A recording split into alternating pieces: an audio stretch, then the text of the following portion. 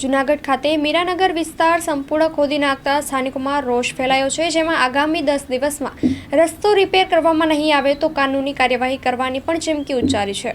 જૂનાગઢના ward number 5માં આવેલ Meera Nagar main road છેલ્લા 1 વર્ષથી વારંવાર ખોદાઈ રહ્યો છે। ભૂગર્ભ ગટર યોજનાનું કામ ચોમાસા દરમિયાન બંધ હતું, વળી પાછું પુનઃ શરૂ થતાં ફરી પાછો આ રોડ ખોદ્યો અને એના પેચવર્કનું કામ પૂર્ણ થયા પહેલાં આ રોડને ફરી ગેસ એજન્સી દ્વારા ખોદવામાં આવ્યો છે। આ વિસ્તારને જોડતો મુખ્ય રસ્તો વારંવાર ખોદવા છતાં મ્યુનિસિપલ કોર્પોરેશનના ચૂંટાયેલા પદાધિકારીઓનું પેટનું પાણી હાલતું નથી અને અધિકારીઓ પણ આ વિસ્તારમાં બિલકુલ બેદરકારી દાખવી રહ્યા છે।